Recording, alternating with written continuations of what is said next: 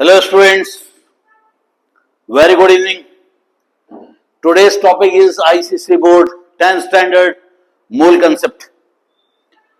आज के टॉपिक में हम लोग गैल्यूसेक लॉ पढ़ेंगे, boys law, Charles law, pressure के बारे में सीखेंगे, एवोगाड्रो नंबर सीखेंगे, एटॉमिक मास यूनिट, ये सब पढ़ेंगे आज। इसके अंदर स्टोकियोमेट्री एक शब्द आएगा। इसका मतलब होता है कि जितने भी एलिमेंट्स होते हैं उनके मेजरमेंट्स के बारे में जो स्टडी करनी पड़ेगी अपन को, किसी भी रेशियो में, किसी भी एंगल से, उस चीज को अपन लोगों को स्टोकियोमेट्री बोलते हैं। नाउ लिसन, यहां पे दिया हुआ है कुछ चीजें दी हुई है, गैस, सॉलिड, लिक्विड के बारे में बताया हुआ है, पहले वो पढ़ लेते हैं हम लोग। गैसेस में ये मैटर का एक स्टेट होता है, गैस। मैटर एक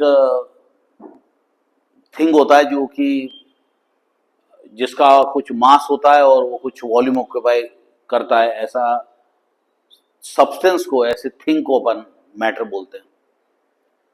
it composed of tiny particles like atom, molecules, ion, ये सब का मिक्स इसके अंदर का कंटेंट हो सकता है। गैसेस स्टेट में पार्टिकल्स काफी दूर होते हैं और वो जब किसी भी वॉल ऑफ द कंटेनर पे पर सेकेंड अपने मोमेंटम को ट्रांसफर करते हैं, उसके हिसाब से प्रेशर का निर्माण होता है। हमारे ऊपर जो एटमॉस्फेरिक प्रेशर रहता है वो लगभग 76 सेंटीमीटर ऑफ मर्क्यूरी या 1 एटीएम रहता है, और 1 एटीएम मतलब 1.01 इंटू 10⁵ पास्कल होता है। हम लोग ये मान लेते हैं कि किसी भी गैस के अंदर एक पर्टिकुलर टेम्परेचर पे मॉलिक्यूल्स की एक एवरेज काइनेटिक एनर्जी होती है और वही हीट को रिप्रेजेंट करती है। Temperature is a degree of hotness. जैसे आपको कन्वर्शन आएगा डिग्री सेल्सियस को केल्विन में, तो 2 डिग्री सेल्सियस या 20 डिग्री सेल्सियस रहेगा तो 273 ऐड कर देना, वो केल्विन में कन्वर्ट हो जाएगा।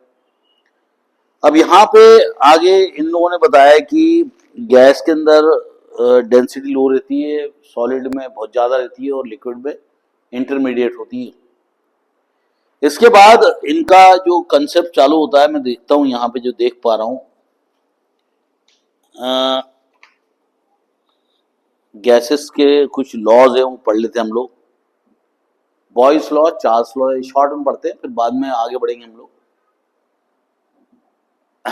गैस का लॉ बोलता है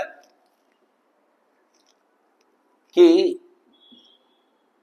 pressure of a certain mass of gas inversely proportional to its volume. यानी कि अगर टेम्परेचर को कांस्टेंट कर दें हम लोग, तो एक निश्चित द्रव्यमान गैस का रहेगा, वो इनवर्सली प्रोपोर्शनल रहेगा उसके वॉल्यूम के, और अगर इन दोनों को प्रोडक्ट कर दें तो PV is equal to constant हो जाएगा।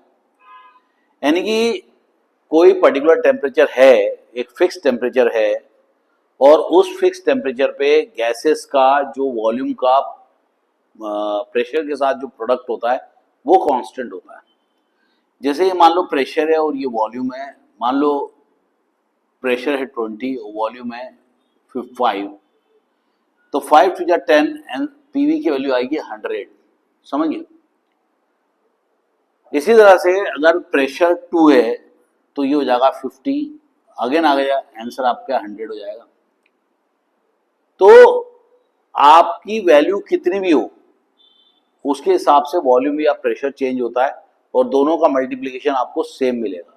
तो एक अच्छा फॉर्मूला मिलता है, P1 V1 is equal to P2 V2 मिलता है। तो वो बोलेगा कि स्टैंडर्ड कंडीशन है टेम्परेचर प्रेशर की, तो स्टैंडर्ड कंडीशन में जो प्रेशर होता है 1 एटीएम होता है या 76 सेंटीमीटर ऑफ मर्क्यूरी होता है। तो ये आपका वैल्यू हो गई। इस वैल्यू को लेकर आप क्वेश्चन सॉल्व कर सकते हो। उसके 3 ग्राफ बनते थे। प्रेशर अगर वॉल्यूम के इनवर्सली प्रोपोर्शनल है तो इसका ग्राफ ऐसे जाएगा, इसका ग्राफ ऐसे जाएगा। अगर प्रेशर वॉल्यूम का, प्रेशर और वॉल्यूम का प्रोडक्ट है, वो हमेशा कांस्टेंट रहेगा, चाहे वॉल्यूम चेंज करो चाहे प्रेशर चेंज करो, आपको ये मिलेगा PV is equal to constant, और एक और आपको मिलेगा pressure is directly proportional to 1/v, यानी कि अगर आप प्रेशर और वॉल्यूम का 1/v का ग्राफ बनाते हो तो ये आपको स्ट्रेट लाइन मिलेगी।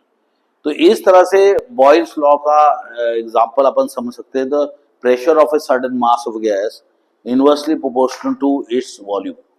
तो किसी भी गैस का जो प्रेशर होता है वो वॉल्यूम के इनवर्सली प्रोपोर्शनल होता है, और टेम्परेचर क्या है, कांस्टेंट रहना चाहिए। अगर हम लोग किसी बैलून में एयर ब्लो करते हैं तो बैलून के अंदर का जो प्रेशर है वो भी बढ़ता है और वॉल्यूम भी बढ़ता है। Is this violation of Boyle's law? क्या ये बॉयल्स लॉ को नहीं मानता? नहीं, ऐसा नहीं है। यहाँ पर बॉयल्स लॉ अप्लाई नहीं हो रहा है, क्योंकि आपको जब डेफिनेशन बोली जाती है तो वहां पे एक सर्टेन नाम का शब्द यूज किया जाता है, और सर्टेन का मतलब होता है निश्चित, यानी फिक्स मास। तो जब अपन बैलून में एयर भरते हैं तो आपका उसके अंदर मास चेंज होता रहता है, इसलिए वहां पे बॉयल्स लॉ लग ही नहीं सकता। इसके बाद चार्ल्स लॉ आ जाता है। वो बोलता है, चार्ल्स लॉ और गैलिलियो लॉ है। चार्ल्स लॉ जो बोलता है वो बोलता है कि अगर प्रेशर कांस्टेंट कर दिया जाए तो जो भी वॉल्यूम चेंज होता है किसी गैस का, वो हर 1 डिग्री सेल्सियस या केल्विन के बढ़ाने से या कम होने से उसका volume 1/273 of its original volume बढ़ जाता है, या 1/273 ऑफ इट्स ओरिजिनल वॉल्यूम कम हो जाता है। तो at a constant pressure volume is directly proportional to temperature. V1 upon T1 is equal to V2 upon T2 इसका फॉर्मूला होता है। तो ये भी आप न्यूमेरिकल सॉल्व कर सकते हो। उसके भी ये होता है चार्ल्स लॉ, क्योंकि शायद आपको लास्ट ईयर था तो इसके अंदर ज्यादा इसके बारे में दिखाया नहीं। इसके बाद गैलुसेक लॉ इसने बोला है, वो हम पढ़ते हैं। When the gases react, they do so in volume, which bears a simple ratio. हमारी जब गैसेस आपस में कंबाइन करती तो उनका जो रेशियो होता है वो सिंपल रेशियो होता है। Provided the temperature and pressure of reacting gases and their products remains constant, यानी कि आप जब रिएक्ट करवा रहे हो तो उसका प्रेशर और टेम्परेचर वो या उसके प्रोडक्ट का वो कांस्टेंट रहना चाहिए। ऐसे स्थिति में उनका वॉल्यूम का जो रेशियो है वो सिंपल रेशियो में रहेगा, जैसे 1:2 या 2:3। मान लो आपको क्वेश्चन आ जाता है कि N2 + 3H2 गिव्स 2NH3, ये रिवर्सिबल होता है 2NH3। तो वो बोलता है कि ये कुछ नहीं लिखा है, मतलब यहाँ पे 1 है। 1 वॉल्यूम अगर ये रिएक्ट करता है और ये 3 वॉल्यूम रिएक्ट करता है तो ये 2 वॉल्यूम रिएक्ट करेगा, है ना। अब ये वॉल्यूम को आप लीटर बोल सकते हो, ये 1 लीटर है तो ये 3 लीटर है ना, और ये 2 लीटर है। या आप बोल सकते हो 1 सेंटीमीटर क्यूब है, या 3 सेंटीमीटर क्यूब है, या 2 सेंटीमीटर क्यूब है, ऐसा भी आप बोल सकते हो। तो यहाँ पर जो गैसेस का रेशियो है, nitrogen is to hydrogen is to ammonia, इसका जो रेशियो है वो है 1:3:2। अगर कोई कहता है कि मेरे पास में 500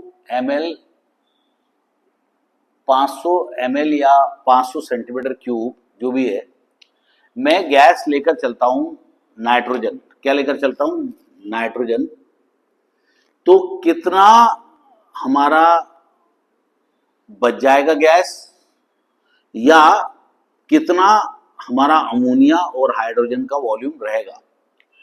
अब आप देखो हमने कितना वॉल्यूम लेकर चले थे, 500 वॉल्यूम लेकर चले, तो ये है 1:3 रेशियो है। तो आपका नाइट्रोजन तो कम यूज हो रहा है ना। तो अगर हमारा नाइट्रोजन अगर यहाँ पे 500 ml है, हमारी टोटल गैस नाइट्रोजन और हाइड्रोजन को मिलाया होगा, शायद टोटल गैस 500 ml होगी। तो आप सोचो कि अगर यहाँ पे हम लोग लेकर चलते, जैसे ये 100 सेंटीमीटर क्यूब लेंगे तो ये कितना यूज होगा 300 सेंटीमीटर क्यूब। ये कितना यूज हुआ 200 सेंटीमीटर क्यूब। तो इस तरह से इसके क्वेश्चंस करने पड़ते हैं जो अभी अपन लेने वाले हैं। और इसके बाद हम लोग हम आज मोल कंसेप्ट भी लेने वाले हैं। तो चलो हम लोग गैलुसेक लॉ के ऊपर क्वेश्चंस करने की कोशिश करते हैं। Okay students, so get ready for the next lecture. अभी इसके बाद वाले लेक्चर में अपन गैलुसेक लॉ के न्यूमेरिकल्स करेंगे। So bye bye students, have a nice time, God bless you all.